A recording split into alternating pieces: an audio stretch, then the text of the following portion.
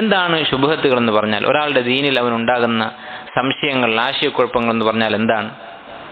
ആ വാക്കിന് തന്നെ അതിനുള്ള ഉത്തരമുണ്ട്. ശുബ്ഹ എന്ന് പറഞ്ഞാൽ സാദൃശ്യമുള്ളത് എന്നാണ് അർത്ഥം.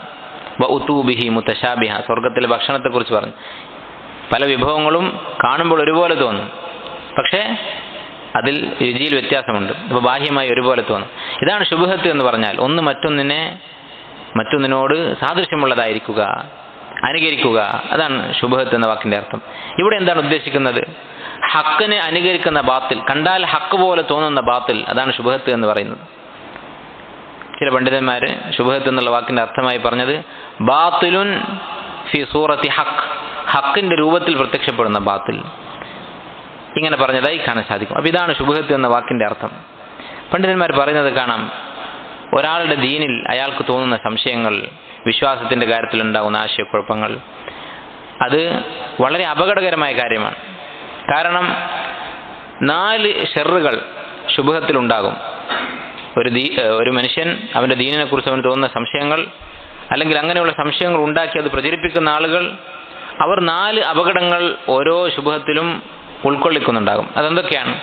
ഒന്നാമത്തേത്, എല്ലാ ശുബ്ഹത്തിലും ഹക്കിൻ്റെ ഒരു അംശമുണ്ട്. എല്ലാ സംശയങ്ങളിലും ഹക്കിൻ്റെ ഒരു അംശമുണ്ട്. നമ്മൾ ചുറ്റുപാട് നോക്കിയാൽ കാണാം, അള്ളാഹുവിന് പുറമെ മഖ്ലൂക്കുകളെ വിളിച്ച് പ്രാർത്ഥിക്കുന്നവർ, ആരാധിക്കുന്നവർ, അതുപോലെ അള്ളാഹു തന്നെ ഇല്ല, നഊദു ബില്ലാ, ഈ ലോകത്തിനൊരു സൃഷ്ടാവില്ല എന്ന് പറയുന്ന ആളുകൾ, അവരുടെയൊക്കെ വാദങ്ങളിൽ ഹക്കിൻ്റെ ഒരു അംശമുണ്ടാകും. എന്താണ് ഹക്കിൻ്റെ അംശം? അള്ളാഹുവിന് പുറമെ മറ്റുള്ളവരെ വിളിച്ച് പ്രാർത്ഥിക്കുന്നവർ സാധാരണ പറയാറുള്ളതാണ്, നമ്മൾ പാപികളാണ്, അതുകൊണ്ട് അള്ളാഹുവിനോട് നമ്മളെങ്ങനെ നേരിട്ട് ചോദിക്കും? ഈ ആളുകൾക്ക് മഹാന്മാരാണ്, അള്ളാഹുവിന് നമ്മേക്കാൾ ഇഷ്ടമുള്ളവരാണ്, അതുകൊണ്ട് അവർ പറഞ്ഞാൽ അള്ളാഹു കേൾക്കും. ഇതൊരു ഹക്കില്ലേ? നമ്മൾ പാപികളാണ് എന്നത് ഹക്കാണ്. ആരെയാണ് വിളിച്ച് പ്രാർത്ഥിക്കുന്നത്? അവർ മഹാന്മാരാണ് എന്നത് ഹക്കാണ്. പക്ഷേ നമ്മൾ വിളിച്ചാൽ അള്ളാഹു കേൾക്കില്ല എന്ന് പറയുന്നത് ബാത്തിലാണ്. അപ്പോൾ ഒരു ഹക്ക് അതിൻ്റെ ഉള്ളിലുണ്ടാകും. അതുകൊണ്ടാണ് അള്ളാഹു തആല യഹൂദികളോട് പറഞ്ഞത് വലാ തൽബിസുൽ ഹഖ്ക ബിൽ ബാത്തിൽ. സൂറത്ത് ബഖറയിൽ യഹൂദികളെ വിളിച്ച് സംസാരിക്കുകയാണ് അള്ളാഹു തആല. വലാ തൽബിസുൽ ഹഖ്ക ബിൽ ബാത്തിൽ, നിങ്ങൾ ഹക്കും ബാത്തിലും കൂട്ടിക്കലർത്തരുത്, നിങ്ങൾ ബാത്തിൽ പറയരുത് എന്നല്ല യഹൂദികളോട് പറയുന്നത്. ശുദ്ധമായ ബാത്തിൽ അവർ പറയുകയില്ല, അവരുടെ വാദങ്ങളിലും ഹക്കിൻ്റെ അംശമുണ്ട് എന്നർത്ഥം. അത് ശുബ്ഹത്തിൻ്റെ അപകടമാണ് കാണിക്കുന്നത്. കാരണം ഹക്കുള്ളത് കൊണ്ട് അത് സ്വീകരിക്കാൻ മനുഷ്യന് തോന്നും, അതുകൊണ്ടാണ് ആളുകൾ അത് സ്വീകരിക്കുന്നത്. ചില പണ്ഡിതന്മാർ പറഞ്ഞത് കാണാം, ലോകത്ത് അല്പം ആളുകൾ പിന്തുടരുന്ന, ഏറെക്കുറെ പ്രചാരമുള്ള ഏതൊരു ആശയം എടുത്തു നോക്കിയാലും, ഏതൊരു ദീൻ എടുത്തു നോക്കിയാലും അതിൽ ഹക്കിൻ്റെ ഒരു അംശം ഉണ്ടാകും. ഇല്ലെങ്കിൽ അതിന് അണികളെ കിട്ടുകയില്ല, അനുയായികളെ കിട്ടുകയില്ല.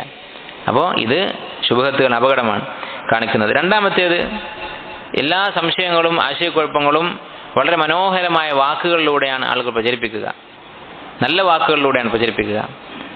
ഏത് പഴച്ചവാദമാണെങ്കിലും, നേരത്തെ നമ്മൾ പറഞ്ഞതുപോലെ നമ്മളൊക്കെ പാപികളാണ്, ഇത് കേൾക്കുമ്പോൾ സാധാരണക്കാരായ ആളുകളുടെ മനസ്സിൽ അത് സ്വാധീനിക്കും. കാരണം വളരെ നല്ല വാക്കുകളാണ് അവർ പറയുക. അതുപോലെ തന്നെ അടയാളന്മാരെ കുറിച്ച്, ഇവർ അള്ളാഹുവിനോട് അടുത്ത ആളുകളാണ്, മഹാന്മാരാണ്. അതുപോലെ ഏത് ശുബ്ഹത്തായാലും ഏത് സംശയമായാലും, അള്ളാഹു ഇല്ല എന്ന് പറയുന്ന ആളുകൾ അവരെന്താണ് പറയുക? അവരുടെ വാദങ്ങൾ പറഞ്ഞാൽ നമുക്ക് സംശയമാകും, അതുകൊണ്ട് ഞാൻ പറയുന്നില്ല. അവരുടെ വാദങ്ങളിലും കേൾക്കുമ്പോൾ ഒരു മധുരം ഉണ്ടാകും. സാധാരണക്കാർ അതിൽ ആകൃഷ്ടരാകും. സാധാരണക്കാരുടെ കഷ്ടപ്പാടുകൾ പറഞ്ഞുകൊണ്ട്, അല്ലെങ്കിൽ ദീനിൻ്റെ ആളുകൾ ചെയ്യുന്ന എന്തെങ്കിലും ചൂഷണങ്ങളെക്കുറിച്ച് പറഞ്ഞുകൊണ്ട്, തൊഴിലാളികൾക്ക് വേണ്ടി, സ്ത്രീകൾക്ക് വേണ്ടി, അടിച്ചമർത്തപ്പെട്ടവർക്ക് വേണ്ടി എന്നൊക്കെ പറഞ്ഞുകൊണ്ടാണ് ഈ ഇൽഹാദ്, അള്ളാഹു ഇല്ല എന്ന് പറയുന്ന വാദത്തിലേക്ക് പതുക്കെ കൊണ്ടുപോകുന്നത്. അപ്പോൾ നല്ല മനോഹരമായ വാക്കുകൾ ഉപയോഗിച്ചായിരിക്കും ശുബ്ഹത്തുകൾ പ്രചരിപ്പിക്കുക. അതിന് ഏറ്റവും വലിയ ഉദാഹരണമാണ് ഇബ്ലീസ് ലഅനത്തുല്ലാഹി അലൈഹി. ഇബ്ലീസ് ആദം നബി അലൈഹി ഇസ്ലാമിനോട് പറഞ്ഞത് എന്താണ്? ഹൽ അദുല്ലുക അലാ ഷജറത്തിൽ ഖുൽദി വമുൽകിൻ ലാ യബ്ലാ, ഒരിക്കലും നശിക്കാത്ത നിത്യജീവൻ, അൽ ഖുൽദ്, അതിന് കാരണമാകുന്ന മരം ഷജറത്തുൽ ഖുൽദ്. വമുൽകിൻ ലാ യബ്ലാ, ഒരിക്കലും നശിക്കാത്ത അധികാരം, സ്വർഗത്തിൽ എന്നും കഴിയാനുള്ള അവസരം, അതിന് സഹായിക്കുന്ന ഒരു മരം ഞാൻ നിനക്ക് പറഞ്ഞു തരാം. അപ്പോൾ ഈ മരം യഥാർത്ഥത്തിൽ ഷജറത്തുൽ മഅസിയത്തായിരുന്നു, പാപത്തിന്റെ മരമായിരുന്നു, അള്ളാഹു തആല വിലക്കിയ മരമായിരുന്നു. ആ മരത്തിന് ഇബ്ലീസ് ഒരു പേരിട്ടു, ഷജറത്തുൽ മുൽക്ക്, ഷജറത്തുൽ ഖുൽദ്, നിത്യവാസത്തിന്റെ, ഖുൽദിന്റെ മരം. അപ്പം ഇങ്ങനെ നല്ല വാക്കുകൾ ഉപയോഗിച്ചിട്ടായിരിക്കും ശുബ്ഹത്തുകൾ പ്രചരിപ്പിക്കുക. അതുപോലെ മൂന്നാമത്തെ ഒരു അപകടം, ഒട്ടുമിക്ക സംശയങ്ങളിലും ദീനിനെ ബാധിക്കുന്ന ഏത് ശുബ്ഹത്തുകളിലും നോക്കിയാൽ കാണാവുന്ന ഒരു സ്വഭാവം, അവരെന്ത് ചെയ്യും? ഈ ബാത്തിൽ ഒരു അറിയപ്പെട്ട, സമൂഹത്തിൽ സ്വീകാര്യതയുള്ള വ്യക്തിയുടെ പേരിൽ ആരോപിച്ചിട്ടായിരിക്കും പ്രചരിപ്പിക്കുക. പലപ്പോഴും ജനങ്ങൾ ഇഷ്ടപ്പെടുന്ന, ആളുകൾ അംഗീകരിക്കുന്ന ഒരാളുടെ പേരിൽ അത് ആരോപിക്കും. അങ്ങനെ നമുക്ക് കാണാൻ സാധിക്കും. ഇപ്പം നബിദിനൊക്കെ വരുമ്പോൾ കാണാം അബൂബക്കർ റളിയല്ലാഹു അൻഹു മൗലിദ് കഴിച്ചു എന്നൊക്കെ പറയുന്ന യാതൊരു അടിസ്ഥാനമില്ലാത്ത കള്ളക്കഥകൾ. ഇങ്ങനെയുള്ള ഒരു മഹാന്റെ ഒരു നേതാവിൻ്റെ പേരിലേക്ക് ആരോപിക്കും. ഏതെങ്കിലും ഒരു ഇമാം, ഫിഖ്ഹിന്റെ ഒരു ഇമാം, അദ്ദേഹം തൻ്റെ ഷെയ്ഖിന്റെ ഖബർ പോയി തൊട്ടുമുത്താറുണ്ടായിരുന്നു. യാതൊരു അടിസ്ഥാനമില്ലാത്ത കഥകളായിരിക്കും. ഇങ്ങനെ കളവായിക്കൊണ്ട് വ്യാജമായി ഏതെങ്കിലും ഒരു മഹാന്റെ പേരിൽ ആ വാദം ആരോപിക്കുക. ഇതിന് വലിയ പഴക്കമുണ്ട് ഈ സ്വഭാവത്തിന്.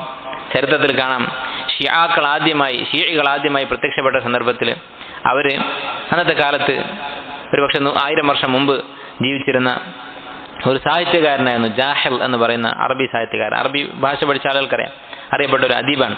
അദ്ദേഹത്തിൻ്റെ അടുക്കലേക്ക് കുറേ ഷിയാക്കൾ പോയി സംസാരിച്ചു. എന്നിട്ട് അവർ പറയുന്നത്, ഞങ്ങളുടെ വാദങ്ങൾ ജനങ്ങളുടെ മുന്നിൽ അവതരിപ്പിക്കാൻ നല്ല മനോഹരമായ ശൈലിയിൽ അതൊന്ന് എഴുതി തരണം, ഞങ്ങൾക്ക് നല്ല ഭാഷയിൽ എഴുതി തരണം. അദ്ദേഹം വലിയ സാഹിത്യകാരനാണ്. അപ്പോൾ രണ്ടാമത് പറഞ്ഞ ഈ തന്ത്രം, അതായത് അവരുടെ ബാത്തിൽ നല്ല ഭാഷയിൽ അവതരിപ്പിക്കുക എന്നതാണ് അവർ ഉദ്ദേശിക്കുന്നത്. അപ്പം അദ്ദേഹം പറഞ്ഞു, നിങ്ങളുടെ വാദങ്ങളൊക്കെ ഞാനൊന്ന് പരിശോധിക്കട്ടെ, എന്തൊക്കെയാണ് പറയേണ്ടത് എനിക്ക് എഴുതി തരണം, എന്നിട്ട് ഞാനത് എൻ്റെ ഭാഷയിൽ മനോഹരമായി അവതരിപ്പിക്കാം. അവരുടെ വാദങ്ങളൊക്കെ പറഞ്ഞു കൊടുത്തു. ഒരു പക്ഷേ ആയിഷ റളിയല്ലാഹു അൻഹയെ കുറിച്ചുള്ള ആരോപണവും അബൂബക്കർ സിദ്ദീഖ് റളിയല്ലാഹു അൻഹയെ കുറിച്ചുള്ള ആരോപണമൊക്കെ ഉണ്ടായിരിക്കാം. അപ്പം ഇതൊക്കെ കേട്ടപ്പോൾ ജാഹിൽ പറഞ്ഞു, അവർ പിന്നീട് തിരിച്ചു വന്നപ്പോൾ പറഞ്ഞു, നിങ്ങളുടെ വാദമൊന്നും ഇങ്ങനെ ഭംഗിയായി അവതരിപ്പിക്കാൻ പറ്റുന്നതല്ല, എത്ര ഭംഗിയാക്കിയാലും ഭംഗിയാവുന്നതല്ല. അതുകൊണ്ട് ഞാൻ നിങ്ങൾക്കൊരു തന്ത്രം പറഞ്ഞു തരാം. നിങ്ങൾ എന്ത് ബാത്തിൽ പറയുമ്പോഴും എന്ത് വാദം പറയുമ്പോഴും എന്ത് ചെയ്യണം? ഖാല ജഅഫർ സാദിഖ് എന്ന് പറഞ്ഞിട്ട് പറഞ്ഞാൽ മതി. ജഅഫർ സാദിഖ് എന്ന് പറയുന്നത് അലി ഇബ്നു ഹുസൈൻ റളിയല്ലാഹു അൻഹുവിൻ്റെ, അലി ഇബ്നു അബി താലിബിൻ്റെ പേരക്കുട്ടിയായ അലി ഇബ്നു ഹുസൈൻ്റെ മകനാണ്, പേരക്കുട്ടിയാണ്. ജഅഫർ ഇബ്നു മുഹമ്മദ് ഇബ്നു അലി ഇബ്നുൽ ഹുസൈൻ ഇബ്നു അലി ഇബ്നു അബി താലിബ് റളിയല്ലാഹു അൻഹും അജ്മഈൻ. വളരെ മഹാനായ ത്യാഗിയായ ഒരു മനുഷ്യനായിരുന്നു, സാലിഹായ ഒരു മനുഷ്യനായിരുന്നു. അപ്പം അദ്ദേഹത്തിൻ്റെ പേരിൽ ആരോപിച്ചാൽ മതി എന്ന് പറഞ്ഞു. അങ്ങനെ ഇവർ പറയാൻ തുടങ്ങി. ഇപ്പോഴും ഷിയാക്കളുടെ കിതാബുകളിൽ നോക്കിയാൽ കാണാൻ പറ്റും, അവരുടെ ഓരോ വാദങ്ങളും ഓരോ മസലയിലും അവർ പറയും ഖാല ജഅഫർ സാദിഖ്, ഖാല അബു അബ്ദില്ല എന്ന് പറഞ്ഞുകൊണ്ട് ഇദ്ദേഹത്തിൻ്റെ പേരിൽ ആരോപിക്കും. അദ്ദേഹം പറഞ്ഞതല്ല, ഇതെല്ലാം കളവാണ്. അത് അന്ന് ഇയാൾ പറഞ്ഞു കൊടുത്ത തന്ത്രമാണ്. ഈ തന്ത്രം ബാത്തിലിൻ്റെ ആളുകൾ പ്രയോഗിക്കുന്നത് കാണാൻ സാധിക്കും. അതുപോലെ തന്നെ ഇതിനേക്കൊക്കെ അവസാനമായി അവർ ഇതിൻ്റെ കൂടെ പ്രയോഗിക്കുന്ന മറ്റൊരു തന്ത്രമുണ്ട്. ഹക്കിൻ്റെ ആളുകളെ, യഥാർത്ഥ ദീനിൻ്റെ ആളുകളുടെ മുഖം പരമാവധി വികൃതമാക്കാൻ ശ്രമിക്കും. അവരെക്കുറിച്ച് പറയാവുന്ന ആരോപണങ്ങളൊക്കെ പറയാൻ ശ്രമിക്കും. നമുക്ക് കാണാവുന്നതാണ് തൗഹീദ് പ്രചരിപ്പിക്കുന്ന ആളുകളെക്കുറിച്ച്, അതുപോലെ സുന്നത്തിൻ്റെ ആളുകളെക്കുറിച്ച് ഇവർ തീവ്രവാദികളാണ്, ഭീകരവാദികളാണ്, അമ്പിയാക്കളോടും സാലിഹ്യങ്ങളോടും സ്നേഹമില്ലാത്തവരാണ്. ഇങ്ങനെ എന്തൊക്കെ ആരോപണങ്ങൾ പറയാൻ പറ്റുമോ അതെല്ലാം പറയും. ഷെയ്ഖ് ഇബ്നു ബാസ് റഹിമഹുല്ലാ പറഞ്ഞൊരു വാക്കുണ്ട്, ഒരു ബാത്തിലിൻ്റെ ആൾ, ബിദ്അത്തിൻ്റെ ആൾ, ഒരു അഹ്ലുസുന്നയിൽപ്പെട്ട യഥാർത്ഥ ഹക്ക് പ്രചരിപ്പിക്കുന്ന ഒരാളെക്കുറിച്ച്, ഒരു ദാഇയെക്കുറിച്ച് എന്തും പറയും, എന്താരോപണം പറയും. അതുകൊണ്ട് ആരോപണങ്ങൾ കേൾക്കാൻ തയ്യാറായി മാത്രം ദീൻ പ്രചരിപ്പിക്കാൻ ഒരുങ്ങിയാൽ മതി. എന്നിട്ട് അദ്ദേഹം പറയുകയാണ്, ഇവൻ സ്വന്തം ഉമ്മയുമായി വ്യഭിചരിച്ചിട്ടുണ്ട് എന്ന് പറയാൻ അവർ മടിക്കുകയില്ല. അതുകൊണ്ട് അതും കേൾക്കാൻ തയ്യാറായിട്ട് വേണം ദഅവത്ത് ചെയ്യാൻ എന്നാണ് അദ്ദേഹം ഉദ്ദേശിക്കുന്നത്. അപ്പം ഇങ്ങനെ ഹക്കിൻ്റെ ആളുകൾക്കെതിരെ ആരോപണങ്ങൾ ഉന്നയിക്കും. ഇതൊക്കെ ഒട്ടുമിക്ക ശുബഹത്തുകളിലും ഉണ്ടാകുന്നതാണ്. അതുകൊണ്ട് തന്നെ ഈ കാര്യം നമ്മൾ മനസ്സിലാക്കണം. എന്തുകൊണ്ടാണ് ഇത് പറയുന്നത്? കാരണം സംശയങ്ങൾ ഉണ്ടാക്കുന്ന എന്തെങ്കിലും ഒരു പഴച്ച വാദം കേൾക്കുമ്പോൾ ചിലപ്പോൾ ഈ പറഞ്ഞ ഏതെങ്കിലും ഒരു കാരണത്തിൻ്റെ പേരിൽ ഇതൊരു ഹക്കാണ് എന്ന് തെറ്റിദ്ധരിക്കാൻ സാധ്യതയുണ്ട്. അങ്ങനെയല്ല, നേരെ മറിച്ച് എല്ലാ ശുബഹത്തുകളുടെയും അടിസ്ഥാന സ്വഭാവങ്ങളാണ് ഇതൊക്കെ. ഇപ്പോൾ ചില ആൾക്കാർ പറയും പഴച്ച വാദമാണെങ്കിലും അവർ നിങ്ങളെക്കുറിച്ചും പറയുന്ന കാര്യത്തിലും ചില കാര്യങ്ങളുണ്ട്, നിങ്ങളെക്കുറിച്ച് അവർ ഗൗരവമുള്ള ആരോപണങ്ങൾ പറയുന്നുണ്ട്. അത് എല്ലാ ബാത്തിൻ്റെയും പൊതു സ്വഭാവമാണ്. അതുപോലെ തന്നെ അതിലും ചെറിയൊരു ഹക്കിൻ്റെ അംശം കാണുന്നുണ്ട്, അതും ശരിയാണ്. എല്ലാ ദലാലത്തിലും ഹക്കിൻ്റെ ഒരു അംശം ഉണ്ടാകും. അതുപോലെ അവരുടെ സംസാരം കേട്ടാൽ എന്താണ് ഒരു ആകർഷണം, അതൊക്കെ ഇബ്ലീസ് മുതലുള്ള എല്ലാ ബിദ്അത്തിൻ്റെ ആളുകളുടെയും സ്വഭാവമാണ്. അതുകൊണ്ട് തന്നെ ഇത് മനസ്സിലാക്കിയിരിക്കണം. ശുബഹത്തുകൾ എന്ന് പറഞ്ഞാൽ ശുദ്ധമായ ബാത്തിലായിരിക്കില്ല, അതിൽ ഹക്കിൻ്റെ കലർപ്പുണ്ടാകും. അതുപോലെ തന്നെ നല്ല വാക്ക് ഉപയോഗിച്ച് അവർ പറയും, ഏതെങ്കിലും മഹാന്മാരുടെ പേരിലേക്ക് ചേർത്തി പറയും. ഇതൊക്കെ ചരിത്രത്തിൽ സംഭവിച്ചിട്ടുള്ളതാണ്.